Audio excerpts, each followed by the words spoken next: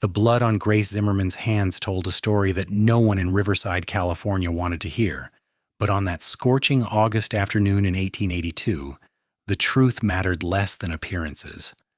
She stood in the dusty main street with her father's old revolver still smoking at her feet, and the body of Marcus Hendrick sprawled 10 feet away, his expensive suit soaking up dirt, and his own blood while the crowd gathered like vultures circling carrion.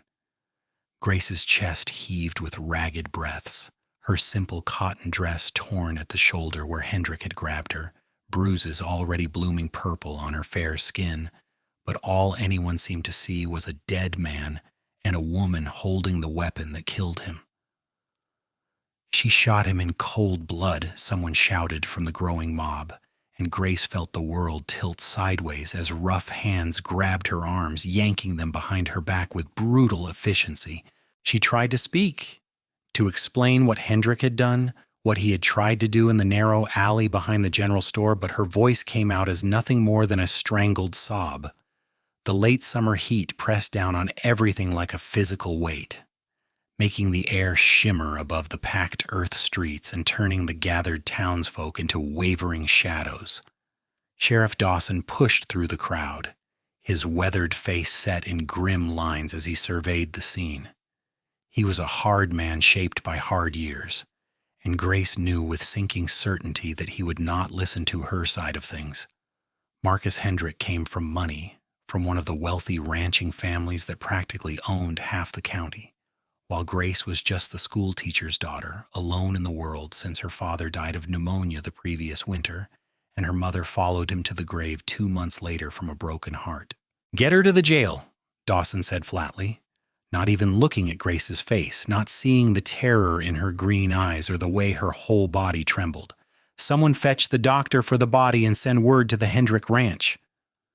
The jail cell smelled of old sweat and desperation, and Grace sank onto the narrow cot with her head in her hands, trying to make sense of what had just happened. One moment she had been walking home from the schoolhouse where she still helped the new teacher organize supplies. The next, Hendrick had grabbed her, dragged her into the alley, his whiskey-soaked breath hot on her neck as he tore at her clothes and ignored her pleas to stop. She had fought him, scratching and kicking, and when his hand closed around her throat, squeezing until black spots danced in her vision, her desperate fingers had found the revolver she kept in her pocket for protection on the lonely walk home.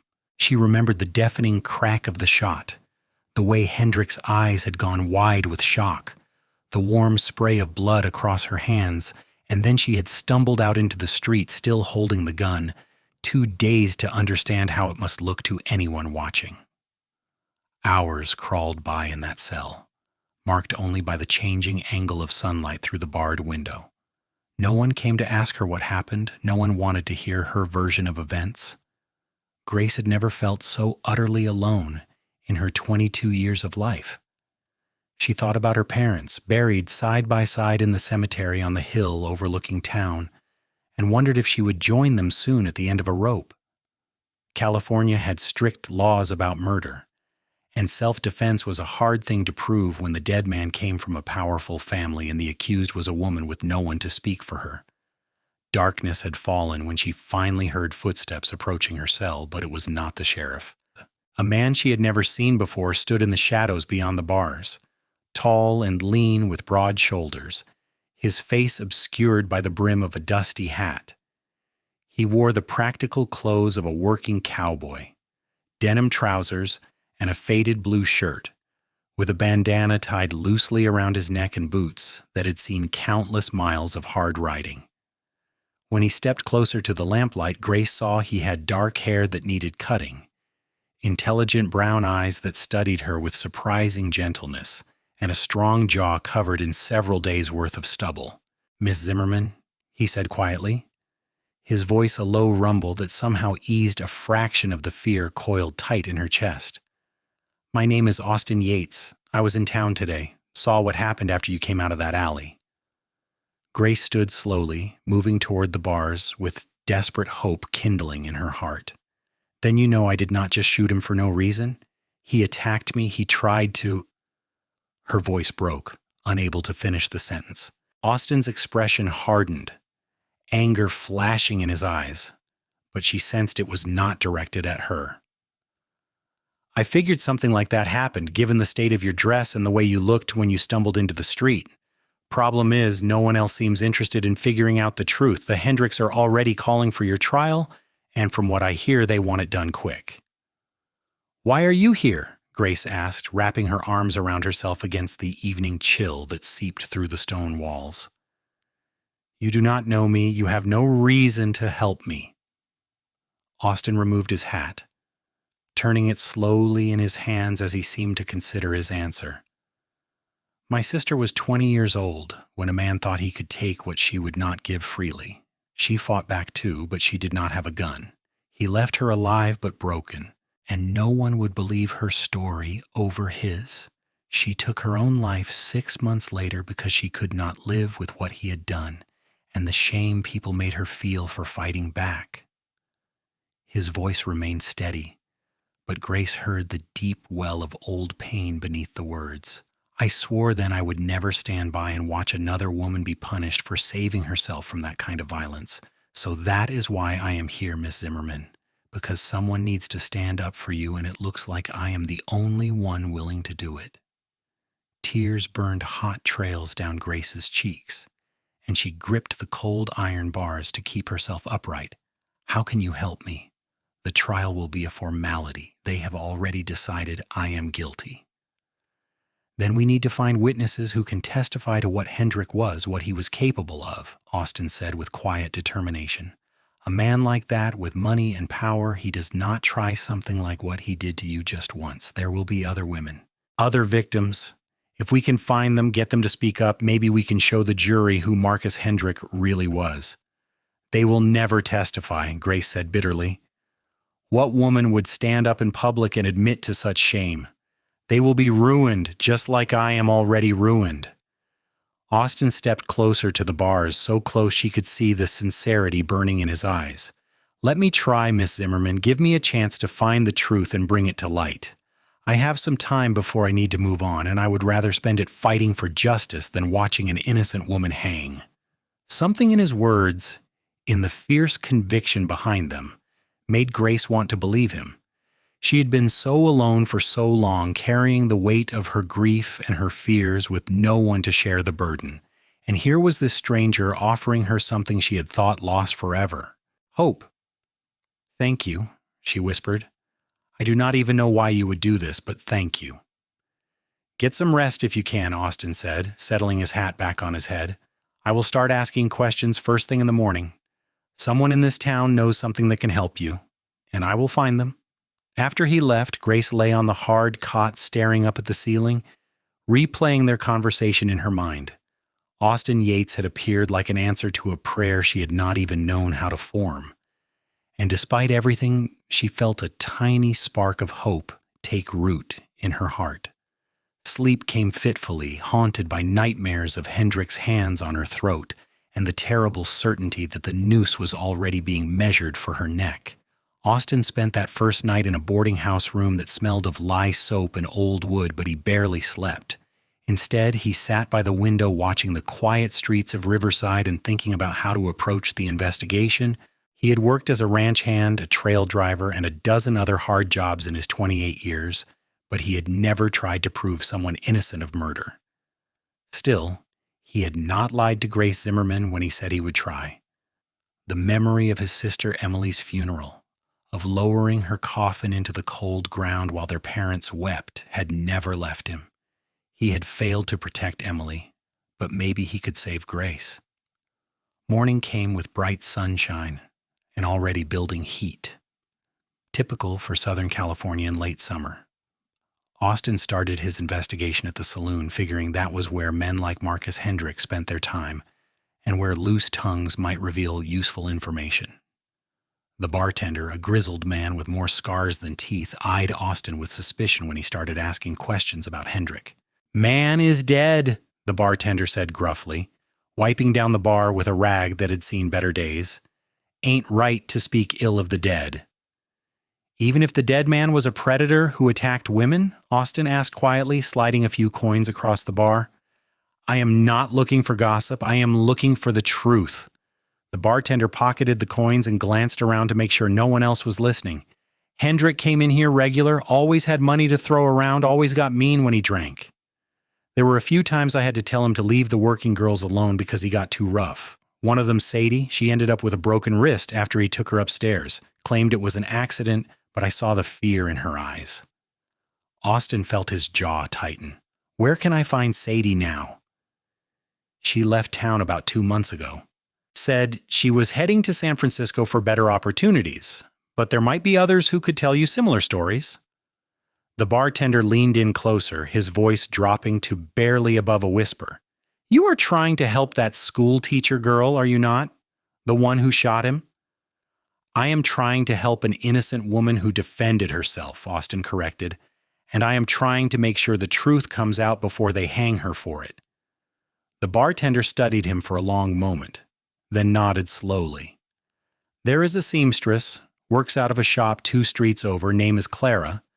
I heard Hendrick bothered her pretty regular, would not take no for an answer when he wanted alterations done on impossible timelines. Do not know if he ever got physical with her, but she might know something. Armed with this information, Austin spent the rest of the morning tracking down leads. He found Clara in her shop, a petite woman in her 40s with graying hair pulled back in a tight bun and eyes that grew wary the moment he mentioned Hendrick's name. At first she refused to talk, her hands trembling as she folded fabric with obsessive precision. But when Austin gently explained about Grace sitting in that jail cell facing a murder charge for defending herself, something in Clara's expression shifted. He cornered me in here 6 months ago, Clara said finally, her voice barely audible over the sound of the street outside. Came in after closing, said he wanted to discuss a rush order for his mother's birthday, but he did not want to talk about sewing. He put his hands on me, tried to kiss me, and when I pushed him away, he grabbed my arm so hard he left bruises for weeks. She looked down at her hands, shame coloring her cheeks. I did not tell anyone, because who would believe me over a Hendrick? And I could not afford to lose business if the family decided to ruin my reputation. Would you be willing to testify to this in court? Austin asked gently. I know it is asking a lot, but it could save Grace Zimmerman's life. Clara's eyes filled with tears. I have a daughter, mister. She is only 16. If I testify against the Hendricks, they could make life very hard for us in this town. We would probably have to leave, start over somewhere else. And if you do not testify, an innocent woman will hang, Austin said, hating that he had to push, but knowing there was no other choice. I understand your fear, I do, but please think about it. I will be gathering as much evidence as I can over the next few days. The trial is set for early next week. He left the shop feeling the weight of what he was asking these women to do. Speaking up meant risking everything, their reputations, their livelihoods, possibly even their safety. But staying silent meant watching Grace die for the crime of fighting back against a man who thought her body was his for the taking. Over the next 3 days, Austin worked tirelessly, following every lead and tracking down anyone who might have information about Marcus Hendrick's character. He found a rancher's daughter who admitted that Hendrick had tried to force himself on her at a barn dance 2 years ago, but her father had paid off the Hendricks to keep it quiet. He found a Mexican woman who worked as a maid for a wealthy family and who tearfully described how Hendrick had assaulted her in the stable where she kept her employer's horses, and how she had been too afraid to report it because of her immigrant status and the certainty that no one would believe her word against his. He found a widow who ran a boarding house, and who said Hendrick had threatened to burn down her business if she did not provide him with certain favors. Each story broke Austin's heart a little more and stoked the fire of his anger. Marcus Hendrick had been a monster hiding behind wealth and family name, preying on women he thought were powerless to stop him. Grace Zimmerman had stopped him permanently, and society wanted to punish her for it. Austin visited Grace every evening, updating her on his progress and bringing her food that was better than the slop the sheriff provided. Each time he saw her, he felt something shift inside his chest, an unfamiliar warmth that had nothing to do with the California heat. Grace was beautiful, even exhausted and scared, with her golden blonde hair and delicate features, but it was her inner strength that drew him. Despite everything, she had not given up hope. She asked thoughtful questions about his investigation, worried about the women he was asking to come forward, and thanked him with such genuine gratitude that it made his throat tight. "Why are you really doing this?" she asked him on the fourth night. Her hands wrapped around the tin cup of coffee he had brought her. "You said it was about your sister, but it feels like more than that now." Austin leaned against the wall outside her cell, considering his answer carefully. The truth was complicated, layered with old grief and new feelings he was not sure he understood yet.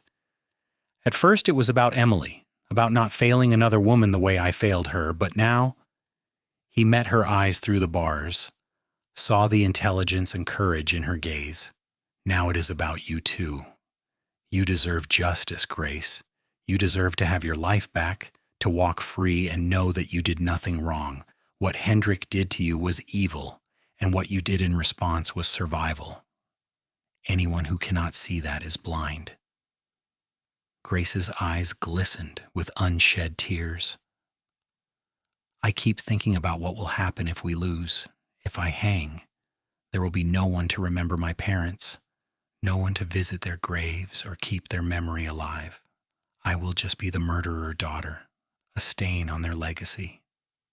"We are not going to lose," Austin said with more confidence than he felt. "I have found 5 women willing to testify about Hendrick's pattern of abuse. That has to count for something."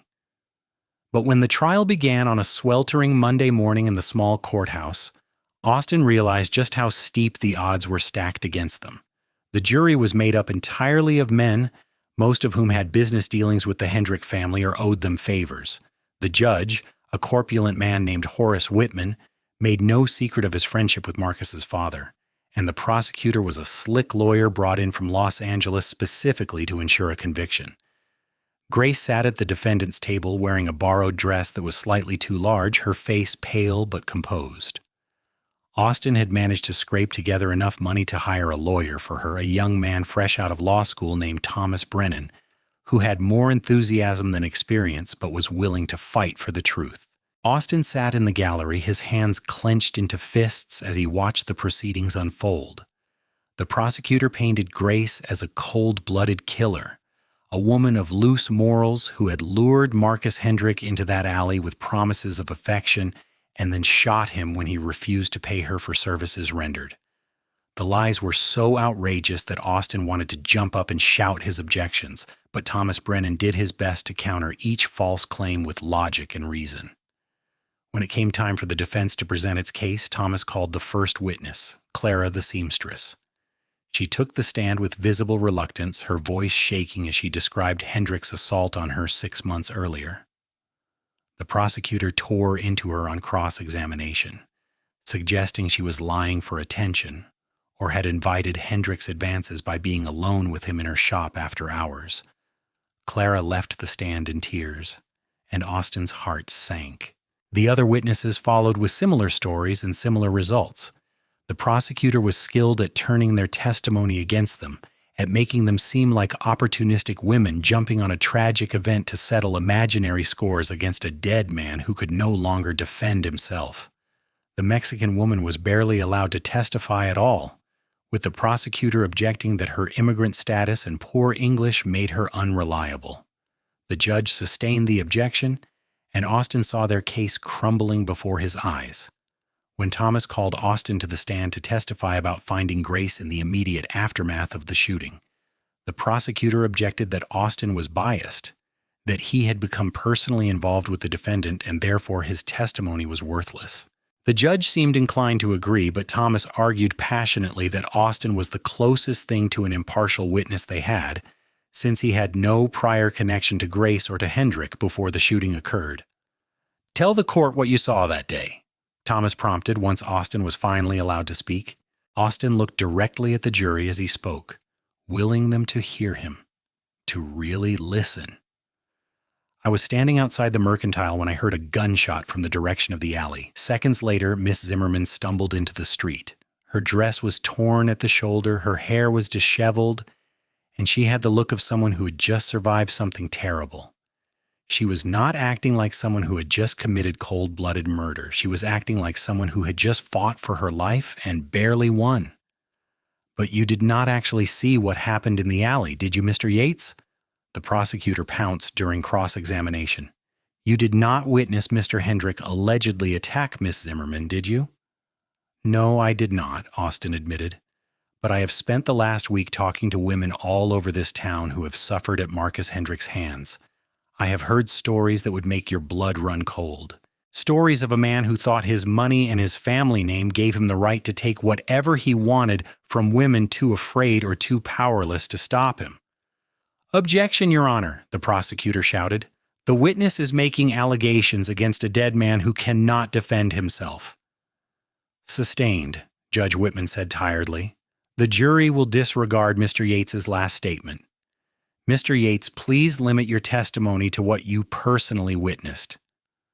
Austin left the stand feeling frustrated and helpless.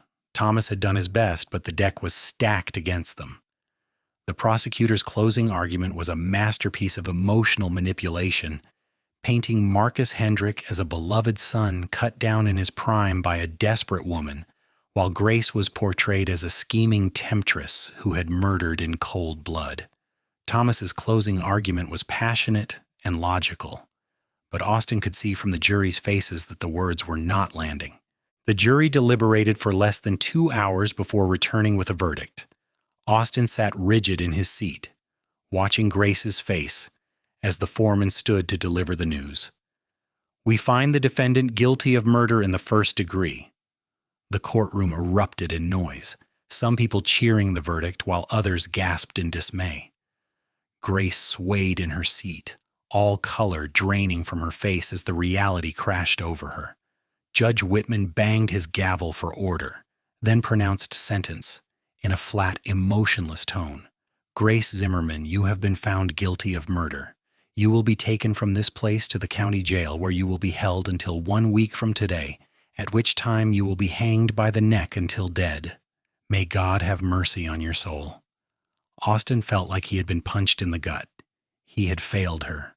Despite all his efforts, despite finding witnesses and building a case, the prejudice and corruption of the system had won. As the sheriff led Grace away in chains, she looked back at Austin with such profound sadness that he had to look away, unable to bear the weight of her disappointment. That night, Austin sat in his rented room with a bottle of whiskey, trying and failing to drown his sense of failure. He had promised Grace he would save her, and instead he had watched her be sentenced to death. The injustice of it burned in his gut like acid. Somewhere around midnight, with his head spinning from alcohol and despair, an idea began to form. It was dangerous, probably illegal, and would make him an outlaw if he succeeded, but he could not stand by and watch Grace hang for the crime of defending herself. He would break her out of jail and get her far away from Riverside, far away from California if necessary. They could head to Oregon or Montana, start over with new names and new lives. It was not the justice he had wanted for her, but it was better than a noose. Austin spent the next 2 days planning, observing the sheriff's routines, noting when the jail was least guarded. He bought supplies for a long journey, obtained 2 horses and tack, and packed everything they would need to survive on the trail. He told himself he was doing this purely to save an innocent woman's life, but deep down he knew there was more to it. In the short time he had known Grace Zimmerman, she had become important to him in ways he could not fully articulate. The thought of a world without her in it was unbearable. On the day before the scheduled execution, Austin put his plan into motion. He waited until nightfall, then approached the jail from the back where there was a window to Grace's cell. The guard rotation changed at 10 o'clock, and there was a 15-minute window when only the elderly deputy was on duty, usually half asleep at the front desk. Austin had brought tools to pry open the window bars, rope to help Grace climb down, and guns in case things went wrong. But when he reached the window and peered inside, his blood ran cold. Grace was not alone in her cell. A man stood with her, talking in low, urgent tones, and it took Austin a moment to recognize him as one of the ranch hands who worked for a spread north of town. Austin froze, trying to decide whether to abort the plan or push forward, when he heard the man say something that made him strain to listen. "I am telling you, I saw the whole thing," the ranch hand was saying. "I was in town that day taking a shortcut through the alley on my way to the feed store. I saw Marcus Hendrick grab you, saw him tear your dress and put his hands around your throat. I saw you pull that gun and shoot him. And it was clear as day that you were defending yourself. He would have killed you if you had not stopped him." Grace's voice was shaking when she responded. "Then why did you not come forward during the trial? Why did you not testify?" "Because I am a coward," the man said bitterly. "The Hendricks own the ranch where I work. If I had testified against Marcus, I would have lost my job, maybe worse. My wife just had our third baby, and I could not risk it. But I cannot live with myself knowing you are going to hang tomorrow for something that was clearly self-defense. I came to tell you I am sorry and to let you know that at least one person knows the truth." "Sorry does not save my life," Grace said, and Austin heard the tears in her voice. "But I appreciate you coming here to ease your conscience." Austin's mind raced. Here was the witness they needed, someone who had actually seen what happened in the alley. If he could get this man to testify, maybe there was still a chance to save Grace through legal means rather than running.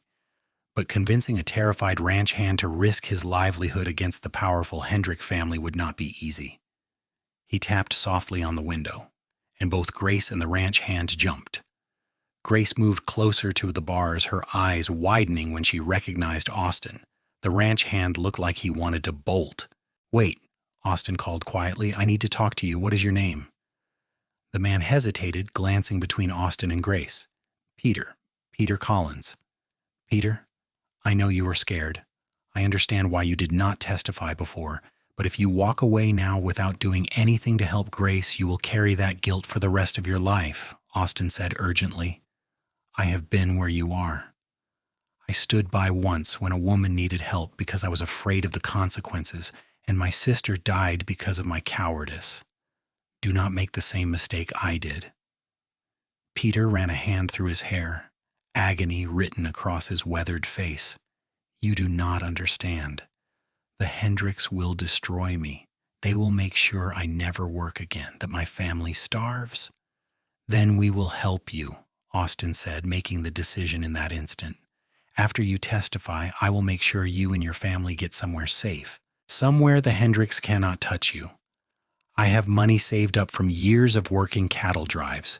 It is not much, but it will be enough to get you started fresh in another state. Please, Peter, this is the only chance Grace has." Grace pressed her face close to the bars, looking at the ranch hand with desperate hope. "I am begging you," she whispered up. "I do not want to die tomorrow for defending myself. Please." Peter stood silent for a long moment, the weight of the decision visible in every line of his body. Finally he nodded. "All right, I will do it. God help me, I will testify to what I saw." Austin nearly sagged with relief. "Thank you. Stay here. I'm going to get the sheriff and Judge Whitman. We need to get an emergency hearing set up tonight." Getting the judge and the prosecutor to agree to reconvene at 11 o'clock at night was an ordeal that involved a lot of shouting and threats, but Thomas Brennan proved his worth by arguing that new evidence had emerged that could potentially exonerate Grace, and the law required it be heard before the execution was carried out. Judge Whitman was not happy about being dragged from his bed, but he grudgingly agreed to hear the testimony. The courthouse was nearly empty at that late hour, lit by lanterns that cast dancing shadows on the walls. Grace was brought in shackled, her face gaunt from the days of poor food and worse sleep, but her eyes were bright with fragile hope as she took her seat. Austin sat directly behind her, close enough that she could feel his presence, and he saw her shoulders relax fractionally, knowing he was there. Peter Collins took the stand looking like a man walking to his own execution, but his voice was steady when Thomas Brennan asked him to recount what he had witnessed in the alley that August afternoon. "I saw Marcus Hendrick attack Miss Zimmerman. He grabbed her and pulled her into the alley. I could hear her saying no, telling him to stop, but he ignored her. He tore her dress and put his hands around her throat, choking her. She was fighting him, trying to get free, and then she pulled a gun from her pocket and shot him. It was self-defense, pure and simple. She would be dead right now if she had not fought back. The prosecutor tried to discredit Peter, suggesting he was being paid to lie or that he was mistaken about what he saw, but Peter held firm. I know what I saw. I have been living with the guilt of not speaking up for days now, and I could not let this woman hang when I knew the truth. Whatever it costs me, it is worth it to do the right thing. Judge Whitman asked Peter several pointed questions trying to assess his credibility and seemed grudgingly satisfied that the man was telling the truth. After nearly an hour of debate, the judge made his ruling. In light of this new testimony from an eyewitness to the events in question, I am vacating the guilty verdict and ordering a new trial to begin in 1 month's time. Miss Zimmerman will remain in custody until that trial concludes. It was not a full exoneration, but it was a stay of execution, and that was enough for now. Grace actually sobbed with relief, and Austin saw tears streaming down her face as the sheriff led her back to her cell. He followed, needing to see her, to make sure she understood that the fight was not over yet, but they had won this critical battle. When he reached her cell, Grace was gripping the bars with white-knuckled hands, her whole body shaking. I thought I was going to die tomorrow, she said through her tears. I had accepted it, made my peace with God. And now? Now you have a real chance, Austin said, wishing he could reach through the bars and hold her. Peter's testimony changes everything. We can win the new trial. What about Peter? What will happen to his family? Grace asked, always thinking of others, even in her moment of reprieve. I'm going to make good on my promise, Austin said. Tomorrow, I will help him and his family get on a train to Oregon. I know some ranchers up there who will give him work, no questions asked. Over the next month, Austin and Thomas worked tirelessly to prepare for the second trial. Peter's testimony had changed public opinion somewhat, and more people were willing to consider that maybe Marcus Hendrick was not the upstanding citizen the family claimed. The Hendricks tried to intimidate Peter into recanting, but he had already left California with his family, safely beyond their reach, thanks to Austin's help. Austin visited Grace every day, bringing her books to read and decent food to eat, sitting outside her cell and talking with her for hours. They discussed everything and nothing, their childhoods and dreams, their fears and hopes. Austin learned that Grace had wanted to be a teacher like her father, that she loved reading poetry and watching sunsets, that she missed her parents with an ache that never fully faded. Grace learned that Austin had been drifting since Emily's death, unable to settle in one place because everywhere he went, he was haunted by the memory of his failure to protect his sister. He told her things he had never told anyone, about the nightmares that still woke him some nights, about the rage he felt at the injustice in the world. Somewhere in those long conversations, something shifted between them. The gratitude Grace felt toward Austin deepened into something more, a warmth that had nothing to do with the California sun and everything to do with the way he looked at her like she was precious. Austin found himself thinking about Grace constantly, imagining a future that included her if she would have him, if they could somehow build a life together after all this was over. I know this is probably not the time, Austin said one evening about a week before the new trial was set to begin, but I need to tell you something, Grace. These past weeks getting to know you have meant more to me than I can properly express. You are the strongest, kindest, most remarkable woman I have ever met, and when this is all over, when you are free, I would very much like to court you properly. If you would have me, that is. Grace's eyes went wide, a blush coloring her pale cheeks. Austin, I would like that very much. You have saved my life in more ways than one. Before you came along, I felt so alone, and you gave me hope. You gave me a reason to keep fighting. I think I have been falling in love with you since that first night when you stood outside my cell and promised to help me. Austin reached through the bars and took her hand, marveling at how perfectly it fit in his. Then we will get through this trial, and then we will figure out the rest together.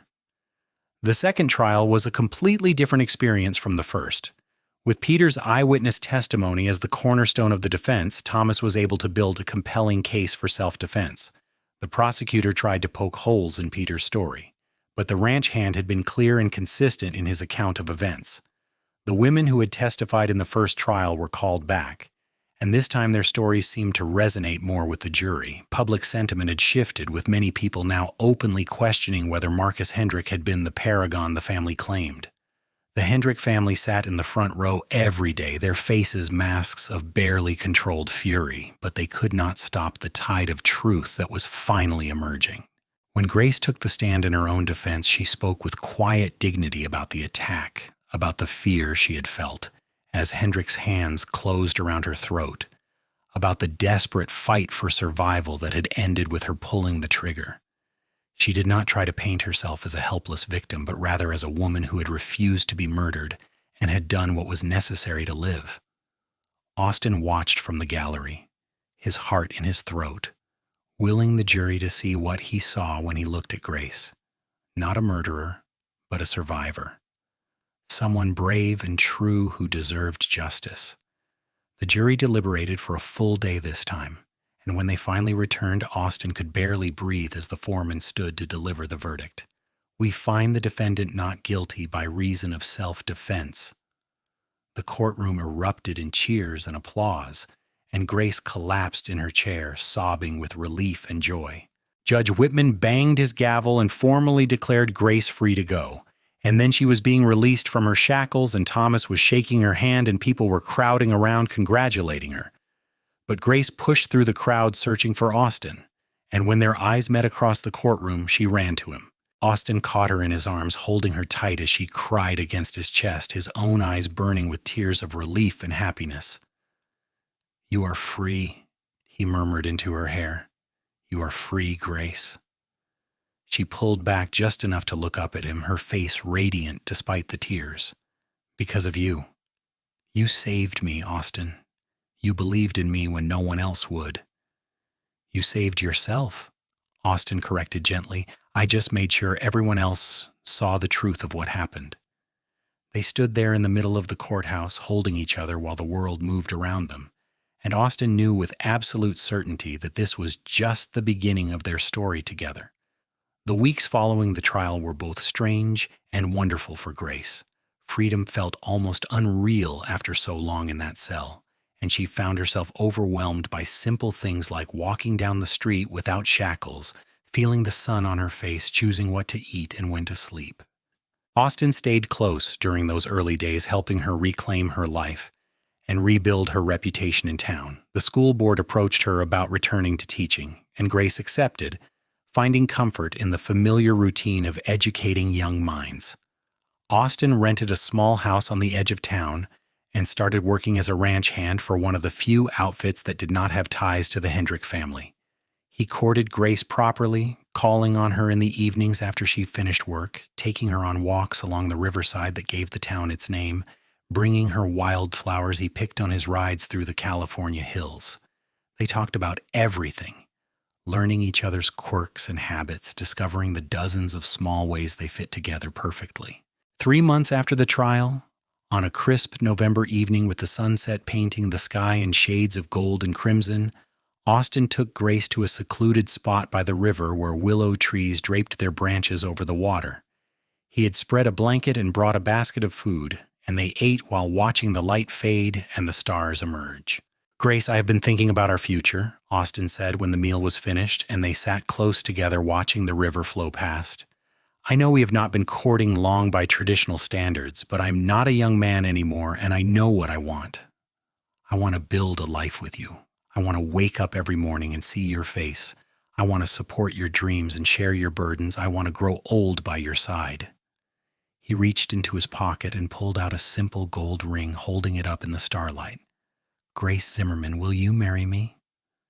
Grace's breath caught in her throat, joy flooding through her so powerfully she felt dizzy. "Yes," she whispered, then louder, "Yes, Austin, I will marry you." He slipped the ring onto her finger, and then he was kissing her, and Grace felt like her heart might burst from happiness. This man who had appeared in her darkest hour like an answer to prayer, who had fought for her and believed in her and loved her, was going to be her husband. They married in the small church in Riverside on a bright December morning, with Thomas Brennan standing as Austin's best man and Clara the seamstress standing up with Grace. It was a simple ceremony attended by the few friends Grace had left in town and the ranch hands Austin had befriended during his months working in the area. When the preacher pronounced them husband and wife and Austin kissed her in front of God and everyone, Grace felt a sense of completion she had not known was possible. All the pain and fear of the past months faded away, replaced by joy and hope for the future. They moved into the small house together, and Grace discovered the simple pleasures of married life. She loved waking up beside Austin, loved cooking breakfast while he got ready for work, loved the way he would pull her into his arms when he came home in the evenings and hold her like she was the most precious thing in the world. Their physical relationship was a revelation to Grace, who had feared after Hendrick's attack that she would never be able to trust a man that way again. But Austin was patient and gentle, showing her that intimacy could be beautiful and joyful when it was based on love and mutual respect. The following spring, Grace discovered she was pregnant. She told Austin one evening when he came home from work, watching his face transform from surprise to wonder to pure joy. "We are having a baby?" he asked, pulling her into his arms with such careful tenderness that she laughed. "We are having a baby," she confirmed, and they held each other and talked late into the night about their hopes and dreams for their child. The pregnancy was not easy in the California heat, and Grace suffered from sickness that made teaching difficult. But Austin was devoted in his care for her. He brought her cool cloths for her forehead, made sure she ate even when she felt too ill, rubbed her aching back and swollen feet without complaint. As her belly grew round with their child, Grace felt more loved than she had ever thought possible. On a warm October evening in 1883, with the harvest moon rising over the hills and Austin gripping her hand tight enough to leave marks, Grace gave birth to their first child. The baby came into the world squalling and red-faced, and when the midwife placed the infant in Grace's arms and announced, "It is a boy," she looked up at Austin through tears of exhaustion and joy to see him openly weeping. "We have a son," Austin said in wonder, reaching out to touch the baby's tiny hand. The infant wrapped his fingers around Austin's, and Grace watched her husband fall completely in love with their child in that instant. They named him Daniel, after Grace's father, and he was a happy baby who rarely cried and seemed content as long as someone was holding him. Austin proved to be a devoted father, getting up with Grace for late-night feedings even though he had to work the next day, changing dirty diapers without complaint, singing lullabies in his rough voice that somehow always soothed Daniel when nothing else would. As Daniel grew from infant to toddler, Grace and Austin's love deepened and matured. They had their disagreements like any couple, usually about small things like how to discipline their rambunctious son or how to stretch their modest budget, but they always worked through them with honesty and respect. Grace continued teaching as much as she could while caring for Daniel, and Austin took on extra work when money was tight, both of them committed to building a good life for their growing family. When Daniel was 2 years old, Grace became pregnant again. This time the pregnancy was easier, perhaps because she knew what to expect, and she carried the baby with more confidence. Their second child was born on a beautiful spring morning in 1886, and this time the midwife announced, "It is a girl." They named her Emily, after Austin's sister, and the first time he held his daughter, he broke down crying, all the old grief and pain finally finding release in the joy of this new life. "I wish my sister could have known you," he whispered to the sleeping infant. "She would have loved you so much." Grace reached over to squeeze his hand, understanding the complex tangle of emotions he was feeling. "We will make sure Emily knows about her namesake, about what a special person your sister was." Life settled into a comfortable rhythm over the next several years. Grace had to stop teaching when Emily was born, as caring for 2 young children proved too demanding to balance with classroom duties, but she found fulfillment in raising her children and managing their household. Austin advanced to foreman at the ranch where he worked, earning a better wage that allowed them to move to a slightly larger house with room for the children to play. Daniel grew into an energetic, curious boy who wanted to know how everything worked and follow his father everywhere. Emily was more reserved, preferring to sit quietly with books even before she could read, clearly inheriting her mother's love of learning. Austin was proud of both his children, though sometimes Grace caught him watching them with an expression of wonder, as if he still could not quite believe they were real. The Hendrick family had largely withdrawn from public life in Riverside following Marcus's death and the scandal of the trial. His parents had eventually sold their ranch and moved away, unable to bear the whispers and stares, and his siblings scattered to other parts of California. Grace sometimes felt a pang of guilt when she thought about the pain the family must have suffered losing their son. But then she remembered what Marcus had done to her and to those other women, and the guilt faded. She had survived, and she refused to feel bad about that. When Daniel was 6 and Emily was 4, Grace discovered she was pregnant again. This pregnancy came as a surprise, as they had not been planning for another child, but it was a welcome one nonetheless. "Our family is growing," Austin said with a grin when she told him the news, and Grace laughed at his boyish enthusiasm. Their third child was born in the winter of 1890, another boy who they named Samuel.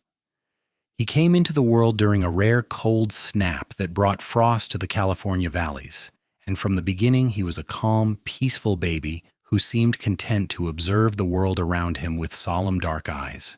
With 3 children, their small house felt cramped, and Austin started saving money with fierce determination to buy land where they could build something bigger. Grace watched her husband transform from a wandering cowboy into a devoted family man with a vision for the future, and her love for him grew with each passing day.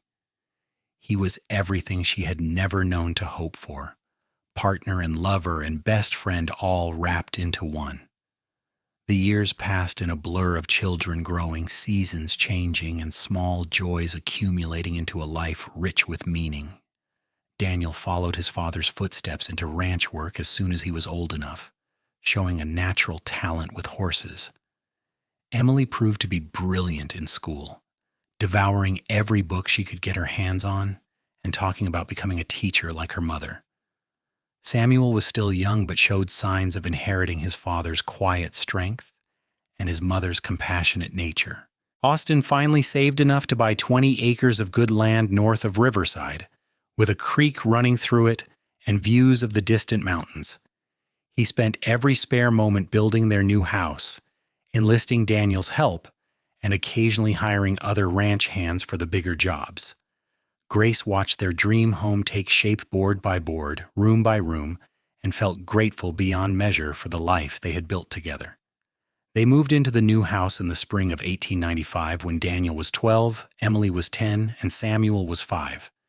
It was a sprawling ranch-style home with enough bedrooms for all the children to have their own space, a big kitchen where Grace could cook and bake, and a wide porch where they could sit in the evenings and watch the sunset paint the sky.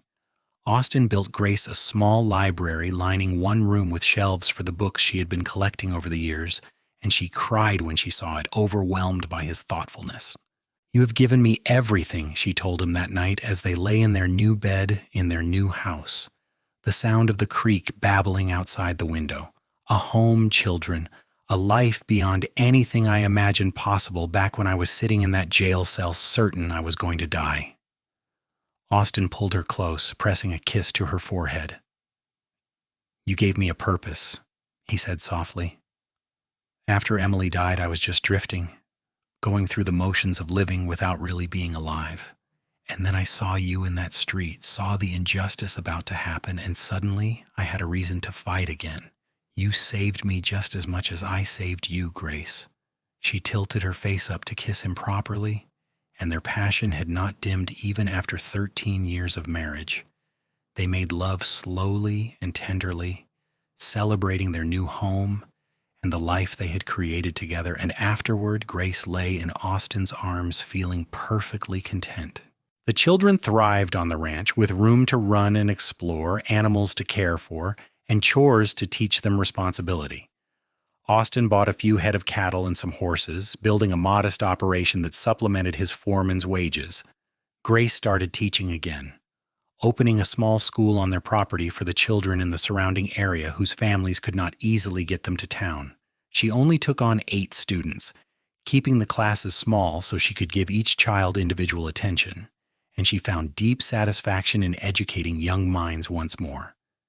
Daniel grew into a strong, capable young man who was the spitting image of his father, with the same brown eyes and strong jaw. He was 17 when he met a rancher's daughter named Margaret at a barn dance, and Grace watched with amusement as her son fell hard and fast. Margaret was a sensible girl with a good heart, and when Daniel asked permission to marry her shortly after his 18th birthday, Austin gave his blessing readily. "Do I really have to give a speech at the wedding?" Austin grumbled while getting dressed in his best suit. But Grace saw the pride shining in his eyes. Their son was starting his own family, continuing the cycle of life and love that she and Austin had begun all those years ago. Emily showed no interest in romance, much to her mother's secret relief, as she was too focused on her studies. At 15, she was already talking about attending the new state university, about becoming not just a teacher but a professor, and Grace encouraged her daughter's ambitions wholeheartedly. The world was changing, slowly offering more opportunities to women, and Grace wanted Emily to take advantage of everyone. Samuel was still young at 10, but he showed a deep love for animals and talked about becoming a veterinarian. Austin encouraged this dream, taking the boy along on his rounds and teaching him about animal husbandry and care. Grace loved watching her husband with their children, seeing how patient and loving he was, knowing that his own painful past had made him determined to give his children everything he and his sister never had. On their 20th wedding anniversary, Austin surprised Grace with a trip to San Francisco, their first real vacation since getting married. They left the children in the capable hands of Daniel and Margaret, who had moved into a small cottage on the property after their wedding, and took the train north along the coast. Grace felt like a young woman again as they explored the bustling city, attended the theater, and stayed in a fancy hotel with electric lights and running water. But her favorite part of the trip was the quiet moments in their hotel room, when Austin held her and told her he loved her, and they reminisced about their journey together. "Do you ever regret it?" Grace asked one night. "Tying yourself to me? Taking on the burden of clearing my name?" Austin looked at her with such love and devotion that her breath caught, not for one single moment. "You are the best thing that ever happened to me, Grace Yates. You and our children and this life we have built, it is more than I ever dreamed I deserved. I thank God every day that I was standing on that street when you stumbled out of that alley, that I was given the chance to fight for you." They returned home refreshed and recommitted to each other, ready for whatever the future might bring. The years continued to pass, bringing changes both joyful and bittersweet. Daniel and Margaret had their first child, a daughter they named Grace after her grandmother, and watching Austin hold his granddaughter for the first time made Grace's heart swell with happiness. Emily earned a scholarship to the state university and left home with big dreams and a determination to make them reality. Samuel apprenticed with a veterinarian in town and proved to have a gift for healing animals. Grace and Austin grew older together, their hair turning gray and their bodies slowing down, but their love remained constant. They still sat on the porch in the evenings watching the sunset, still held hands when they walked by the creek, still kissed goodbye every morning and hello every evening. Grace looked back on her life sometimes and marveled at how one terrible moment in an alley had led to everything good she now possessed. The attack had been a nightmare. The trial and threat of execution had been terrifying. But surviving those experiences had brought her Austin, and Austin had brought her this beautiful life. On their 30th anniversary, surrounded by their children and grandchildren, Austin stood up to make a toast. 30 years ago, I married the most remarkable woman I have ever known. She has given me 3 incredible children, taught me what it means to build a home and a life, and shown me every day what true strength and courage look like. Grace, I love you more now than I did on our wedding day, and I will love you until my last breath. Grace stood and kissed her husband in front of their whole family, not caring who saw or what they thought, and the room erupted in cheers and applause. This was her happily ever after, not the fairy tale kind where everything was perfect, but the real kind built on love and hard work and commitment. She had survived the worst thing that ever happened to her, and because of that she had found the best thing that ever happened to her. As the party continued around them, Grace and Austin slipped away to their favorite spot by the creek, where willow trees still draped their branches over the water and the sunset painted the sky in brilliant colors. They sat together on the same blanket where Austin had proposed 31 years earlier, and Grace leaned her head against his shoulder, feeling perfectly content. "What are you thinking about?" Austin asked, wrapping his arm around her waist. "I am thinking about how grateful I am for you, for our life together, for every moment we have been given," Grace said softly. "I am thinking about that scared girl sitting in a jail cell, certain her life was over, and how she could never have imagined she would end up here, with you, with all of this." "I am thinking similar thoughts," Austin admitted, "about a drifting cowboy who thought his life was meaningless, who stumbled into a purpose when he saw a woman who needed defending. You saved me, Grace, just as much as I saved you." They sat together as the stars emerged overhead, and the sound of their family celebrating drifted down from the house. Two people who had found each other in the darkest of circumstances and built a light together that would endure long after they were gone. Their story had begun with violence and injustice, but it had transformed into something beautiful, a testament to the power of love to heal even the deepest wounds and create meaning from chaos. Years continued to flow past like the creek beside them, bringing the inevitable changes that come with time. Emily became a professor of literature at the university, writing books about education and advocating for women's rights. Samuel opened his own veterinary practice and married a kind woman who shared his love of animals. Daniel took over managing the ranch when Austin finally retired, running it with the same dedication his father had shown in everything he did. Austin and Grace became great-grandparents, watching their family tree branch and grow in ways they never could have anticipated. They remained active as long as their bodies allowed, but eventually age caught up with them and they spent more time in their home, surrounded by books and memories and visits from children and grandchildren who all wanted to hear the story of how their grandparents met.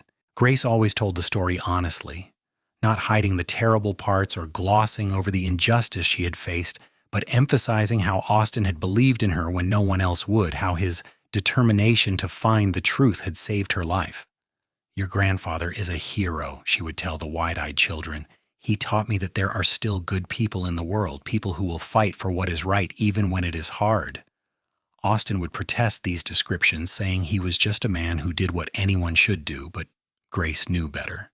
He had been her salvation, her champion, and eventually her greatest love.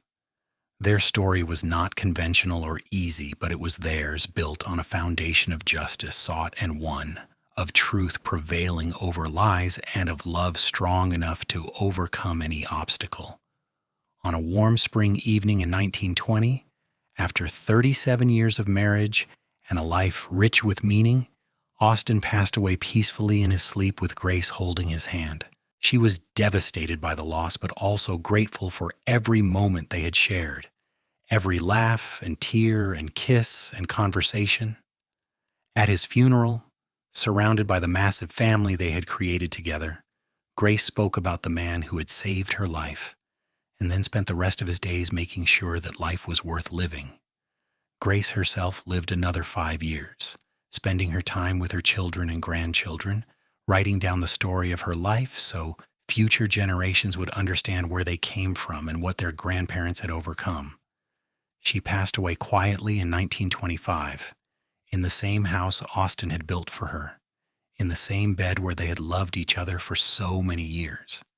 Their children buried Grace beside Austin in the cemetery overlooking Riverside, the same cemetery where Grace's parents rested. The headstone was simple but meaningful, reading Austin and Grace Yates, beloved parents and grandparents, together forever. But their real legacy was not carved in stone. It lived on in the descendants who carried their names and their stories, in the values of justice and courage and love that they had passed down through the generations, and in the testament to what two people could build together when they refused to let injustice have the final word. The ranch remained in the family for generations, each new owner adding their own chapter to the story while honoring the foundation that Austin and Grace had laid.